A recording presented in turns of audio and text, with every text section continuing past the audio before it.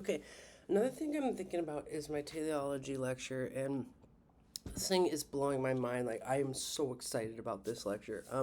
So I'm reading that book, A Teleology, a History, and then I'm basically applying everything I learned to astrology and what can astrologers learn. And so, basically, teleology is ancient manifestation theory, and so this means that astrologers are literally manifestation theorists. Like our job, like we're watching The Secret around here, and that movie is all about manifestation, and literally teleology is about manifestation.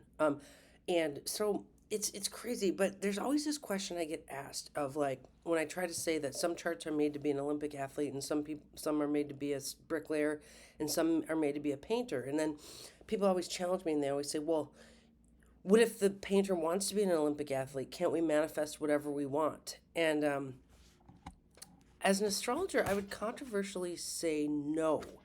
That teleology theory in astrology looks that the chart is manifesting an end goal. It has a function. So we'd say there are some charts that are made to be an Olympic athlete and some charts that are made to be a painter. And so if you grow that chart full on, it will become what it is. But if you take a chart of a painter and you try to force it to manifest being an athlete, it will not grow, because it would be like saying a radish should be able to manifest being a squash, or a squash should be able to manifest being a watermelon if it wants to.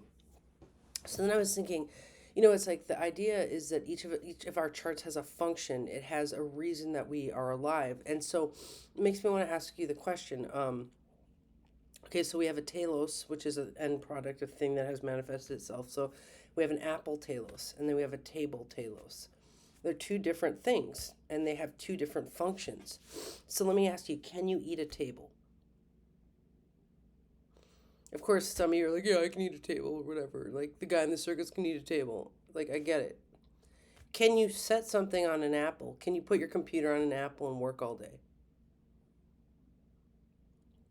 So that's the idea, is that each thing has a function that it's built for. And if you try to make it function in another way, things are just all wonky. And that's the same with charts. Like we'd say one chart is built to be an athlete and one is built to be a painter.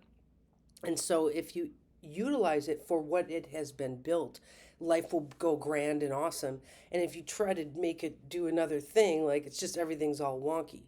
So I just want to address the question of why I would say that you can't make an Olympic athlete out of a painter and you can't make a painter out of an Olympic athlete. Now, of course, there are some charts that are an Olympic athlete and a painter. Okay, I get that. And maybe that person's telos, their end product is they're supposed to go to the Olympics and then paint portraits of all their friends. And that's what they're here to do. That's their actual life purpose. All right, so that's one teleology tidbit for the day.